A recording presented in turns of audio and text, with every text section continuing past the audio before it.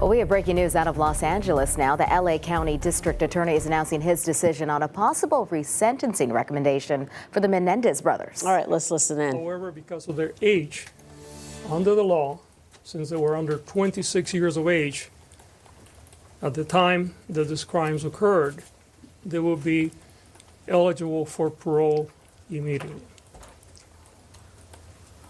The teams that have worked on this, on the resentencing side of it, have spent literally probably hundreds of hours by now looking at this case. These cases were originally presented on the habeas side of it, which I'll explain in a moment what that is, last year, and then the request for a prosecutor-initiated resentencing occurred earlier this year. And there have been people in this office working in these cases from the very beginning, as well as many other cases that we have. The reason why I'm here today and why I came in front of all of you about 10 days ago is because there was a more recent documentary about the case that again brought a tremendous amount of public attention. And we know there have been other documentaries, so this is not the first, this is the more recent one. And frankly, our office got flooded with requests for information. And even though this case was already scheduled to be heard in late November, I decided to move this forward because, quite frankly, we did not have enough resources to handle all the requests. And one of the things that I thrive to do in this office is to be very transparent in everything that we do. In this case, we review the prison files. And you have to understand that the way the process works, when you're talking about a resentencing under the law, it really focuses not necessarily on what the original crimes were, but it focuses on, has the person been rehabilitated, number one, and number two, can they be released safely into their community? Under that rubric, since I've been in office, we have resentenced over 300 people, including 28 for murder.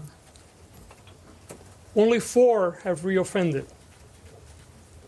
If that was a regular recidivism rate in this country, we would be the safest nation in the world, but we know that it's not. In fact, somewhere between 40 and 50% of the people that go to prison reoffend and get rearrested. And that's why we have so many problems. However, when you look at the case of the Menendez brothers, you see 2 very young people. One was 19 and the other was 21 when they committed this horrible acts. And I want to underline, they were horrible acts. There is no excuse for murder. And I will never imply that what we're doing here is to excuse that behavior. Because even if you get abused, the right path is to call the police, seek help. But I understand also how sometimes people get desperate. We often see women, for instance, that have been battered for years, and sometimes they will murder their abuser out of desperation.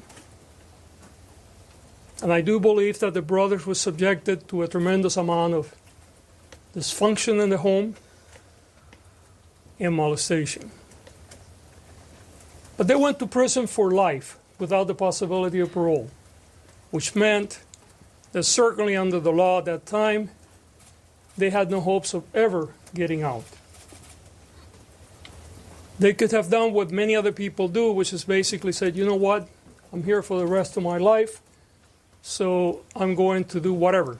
I'm going to misbehave, I'm going to join gangs, I'm going to live the life of the prison. But they never did that.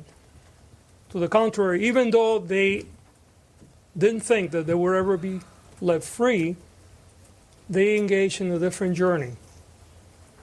A journey of redemption and a journey of rehabilitation. And often the people that begin their journey of rehabilitation and redemption in prison is often very internal. And what they do, and one of our lawyers pointed out this today, is usually the path is people try to further their education, do things for self-improvement, which the brothers have done, by the way. But it's more unique or less usual, I guess, when people not only do that, but they also begin to engage in ways to make life for others better. And in this case, the brothers have been doing so for a very long time, creating groups to deal with how to address untreated trauma, creating groups to deal with other inmates that have physical disabilities and may be treated differently.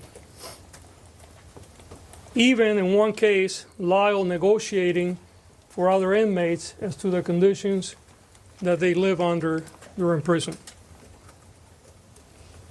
And all this was done by two young people, now they're not as young, that had no hopes of ever getting out of prison.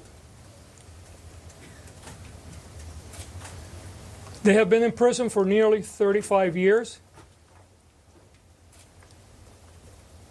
I believe that they have paid their debt to society, and the system provides a vehicle